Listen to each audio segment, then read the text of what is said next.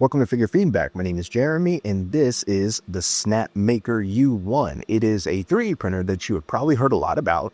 You've probably seen a lot of videos about it as well, and that would be for good reason, because it is helping to usher in the next frontier of consumer-based 3D printing when it comes to multicolor printing and multi-material printing, because it is virtually eliminating the purge waste that is necessary whenever you change colors or you change filament using a single nozzle, because it is a tool changer doing all the cool things that it's doing right now.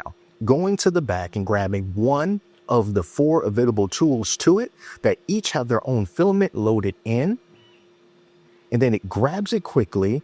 It makes a prime tower, and then it goes right back to printing the main object. And that means no more buckets of waste coming out of the back. So this video is not going to be a review of this printer. I've only had it for maybe about 4, maybe 5 days. So I haven't had a lot of time with it yet, but I do want to give you my first impressions about this. And this is one of the production models, and this production model was sent to me by Snapmaker. But let's talk about my experience with this printer so far, and I'll show you a few things that I printed as well. Now, as complicated as this printer looks, I thought it was really awesome how the installation process worked, because even though it takes a little bit of time to do, it's not anything that's overly complicated. There's nothing crazy about it. All you have to do is you take out the initial screws. You got spool holders that you have to push in there. You have these this filament module on the left side and the right side that you snap into place. And then when it comes to the actual tool heads, it's so cool because these black things back here, they are connected to the printer via magnets. You just have to make sure that you put them in the correct spot, and they just kind of grip there by themselves. And it doesn't take much to get this printer set up. It's definitely not the hardest thing that I've ever set up. In fact, I wouldn't even say it's difficult at all. But you just take your time, and the instructions they provided were really, really intuitive. There's a very nice instruction manual, and then you'll be off to go. We'll be off to the races. So I'm not going to go on about the installation. I'm sure you'll get on with it just fine. But I do want to give a lot of kudos to Snapmaker, because they provide filament for this printer for you to use. And it's not those strands of filament that come off of a spool that can get all tangled up, the little sample packs. No, they give you full spools of filament, 4 full spools that you can just put right there on the side in 4 different colors. And that is awesome. Everybody needs to do that. If not 4, just 1 actual spool of filament will go a long way. So after I got everything all set up, I went to print out the very first model, which I'm sure you've seen before, but it's this little dragon thing, and it came out just beautiful. Absolutely marvelous. And just looking at this printer work, constantly switching those different tool heads and no time at all, and cranking out something like this with absolutely 0 purge waste outside of the initial calibration of the filament that you can choose to do, is just, that's where we need to be. And it does a great job of keeping the colors separate. Just looking at this guy, he looks really clean and awesome. I really like it. But you know what else I wanted to do? I wanted to try out a miniature.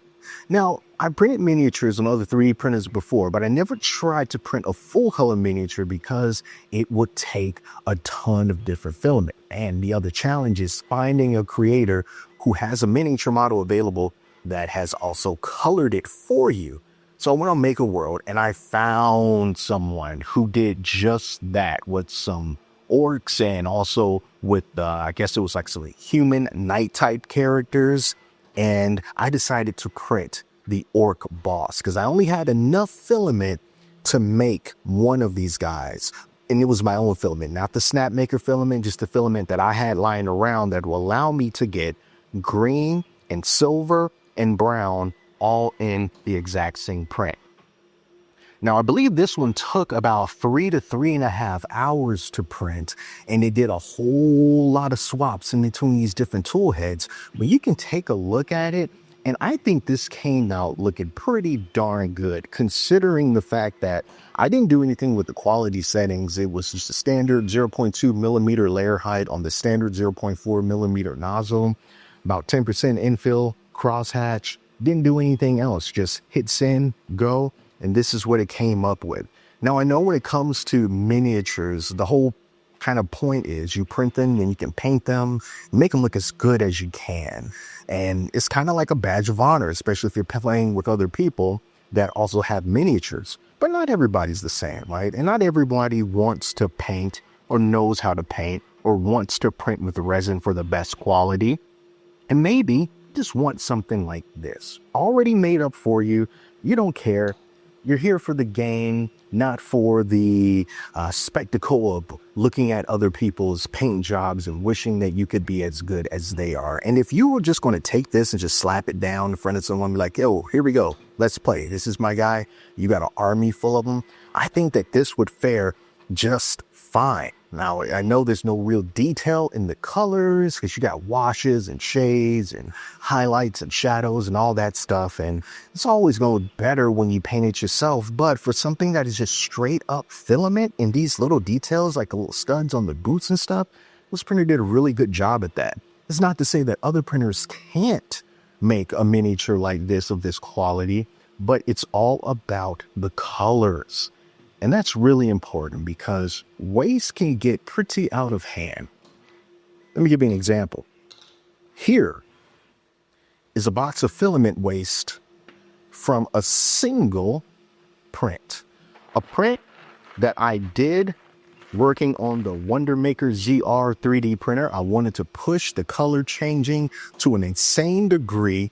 I finished that print. You'll see a video of that in the future. This is the waste that it produced. I mean, just look at it.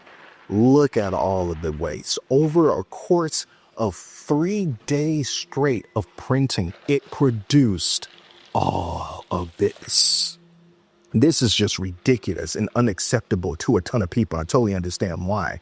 But the point is, if I took that model and I stuck it on this printer, I will be able to print that model. I will still have the pine tower that's pretty tall, but I would have none of this waste outside of whatever I might have used to calibrate the filament beforehand, which may amount to maybe this much, actually really more like this much, tiny little handful, and not this huge box full of waste. And that is the main draw for something like this, and the fact that it doesn't cost thousands of dollars like the Prusa XL does. And that is a huge benefit of having a tool-changing 3D printer. But you know what else is a huge benefit to have?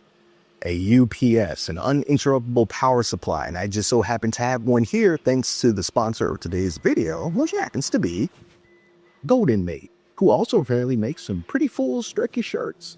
So over here that's connected to the U1 is a Golden Mate UPS. And these things are great because you can plug either your printer or whatever kind of electronic device that you have into it. And if you have a power outage, or if you live somewhere where you just get random blips of power outage, don't even have to last long. But if that happened with your 3D printer, your printer's going to turn off. And even if it came back on in like 30 seconds, it still is going to try to do power loss recovery, and sometimes power loss recovery just doesn't work.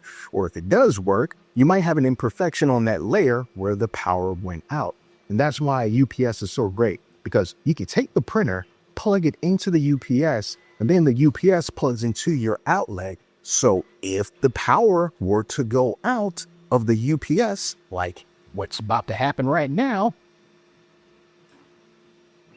I've disconnected the power from the UPS, but the printer is still running because the UPS is essentially a big old battery and it's helping to keep the printer powered on for a set amount of time that's going to depend on the amount of power that the printer is demanding and the battery size that is inside of the UPS.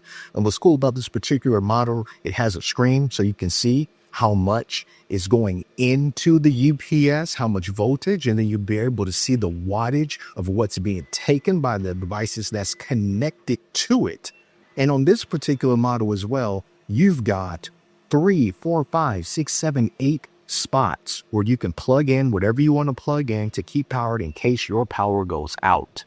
and I'll just connect it right back as if the power came back on. Then the battery will continue to charge and the printer continues to print. So this is really a useful thing to have if you have either FDM printer or you have a resin printer. Just make sure that you get the appropriate model for the power demands that your devices are going to need, and you will be happy and very, very satisfied with what you get in the event that your power goes out. So if you're interested in a UPS from Golden Mate, any of the UPS units that they have, I'll leave a link in the description where you can check it out. All right, so let's take a look at a couple more models and then I will wrap it up. Here is one that I just printed yesterday.